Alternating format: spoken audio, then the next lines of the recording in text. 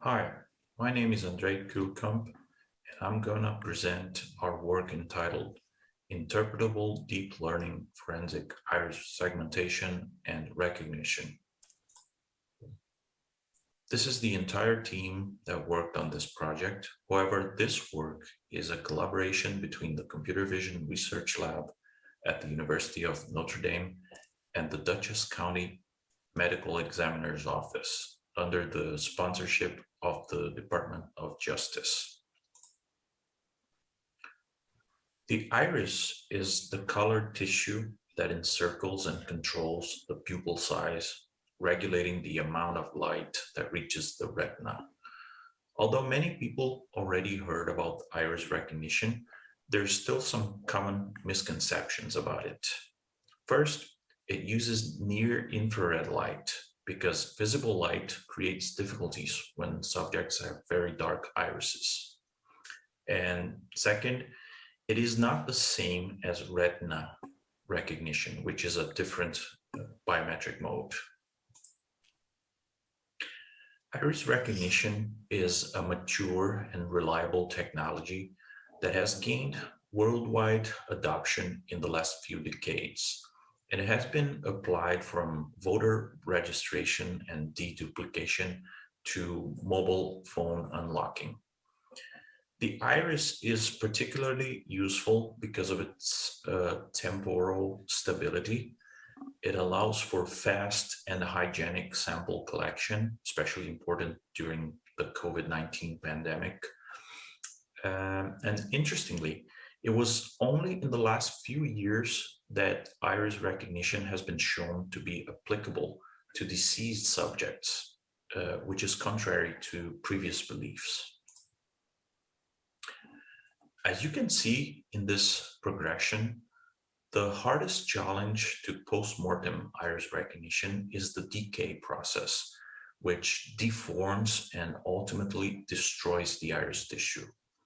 The good news is that as long as the decomposition process is not too advanced, iris recognition can be used much like with live images.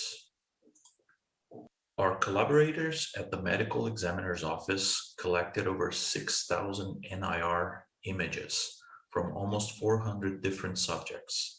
The majority of these images is in the DCMEO2 dataset, which has been made publicly available through the National Archives of Criminal Justice Data.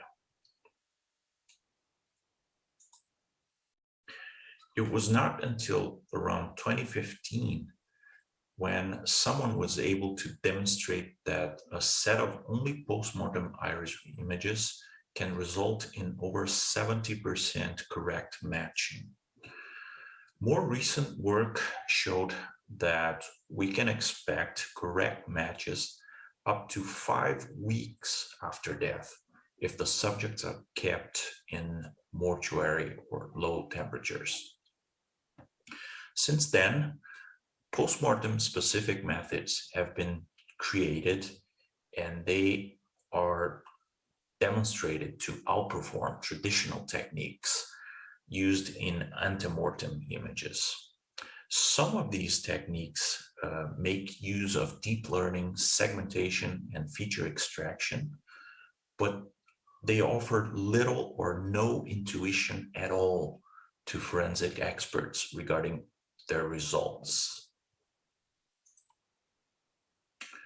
So the main goals of a work are to create an end-to-end deep learning-based postmortem iris recognition method that is able not only to give quantitative and categorical results, such as a similarity score and a match or non-match decision, but can also offer qualitative and intuitive information to the examiners. This is extremely important to the forensic examiners because this can help them to support or challenge recognition decisions that were made by an automated system by explaining how the decision was made. More important, there is currently no automated iris recognition system that is able to provide such information. So the post-mortem iris images are frequently disturbed by the decay process, and many of these manifest through wrinkles or constellations of highlights that end up occluding the iris pattern.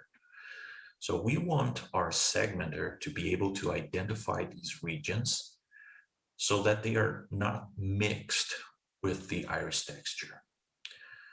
So what we do is we fine-tune mask our CNN network to perform iris segmentation, and we taught it to identify these damaged regions as different objects.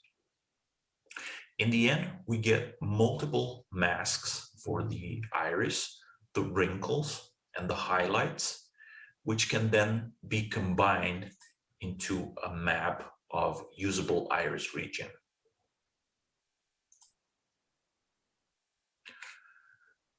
So it turns out that our segmentation method was able to outperform the current state-of-the-art in postmortem iris segmentation. And it doesn't matter if we use coarse or fine annotations, we still can get a better intersection over union than the previous method.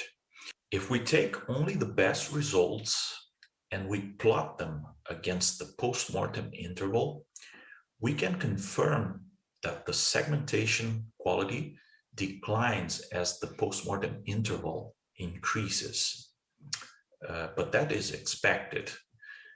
What we could also see is that our method is consistently outperforming the segment-based segmentation as the post-mortem interval increases. Our recognition model is based on a triplet loss training procedure. Using a ResNet50 backbone to extract features from the regions resulting from our segmentation, we train our network to simultaneously minimize the distance between intra-class pairs, the genuine pairs, and maximize the distance between inter-class pairs, the imposter ones. In the end, our network is able to extract iris embeddings from the images. These embeddings can then be compared, and according to the distance between them, the network can make a decision whether they belong to the same subject or not. So how does this perform? So evaluation of our recognition method also shows that the postmortem interval affects the accuracy in recognition. While it is possible to achieve very high accuracy in pairs with shorter intervals, as we have here in the blue line that shows an area under the curve of 0.95 for pairs under 24 hours of postmortem interval. This accuracy decreases as the interval since the death grows, down to an area under the curve of around 0.78 for intervals longer than 14 days since death. And these are the results in our smaller test data set. When in the newly collected data set with a larger number of images, we see a similar trend, but in this case, with much longer intervals. We have in this data set up to 69 days after death. Finally, we compare our method with the current state-of-the-art in postmortem iris recognition, showing that we have developed a competitive method. So to get to the main point, we combined multiple segmentation masks with the class activation maps produced by our network. And then we can compose a visualization to offer insights into the quality of the recognition decision. So in this case, over here, we have a genuine pair that resulted in a very good score, suggesting that it's a strong match. In the visualization, we can see that the wrinkled and highlight areas do not occlude too much the iris texture. However, the fact that the strongest network activations in both images are located outside the iris region can be used to argue against the output of the similarity score. As a counterexample, this imposter pair can also be disputed by considering the strongest network activations do not coincide with the iris area, suggesting that the quality of the decision in this case might not be adequate. And in this final pair, we can use the visualization to corroborate the strong similarity score that resulted this pair of images by verifying that there was a very good segmentation of the iris. There's low occlusions to the iris texture in these images. And most importantly, there's overlap in the strong activation areas of both of these images, confirming that this is really a good match. So to summarize the contributions of this work, we have collected the largest data set of postmortem images so far.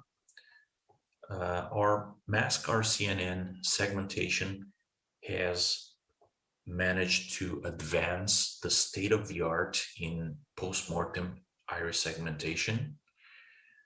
We have proposed a competitive end-to-end triplet-based method for iris recognition that is capable of providing human interpretable visualizations of the method's results, which can then give important insights to forensic examiners. And this is something that no method has done before for iris recognition. So thank you for your attention, and I will be available to take your questions.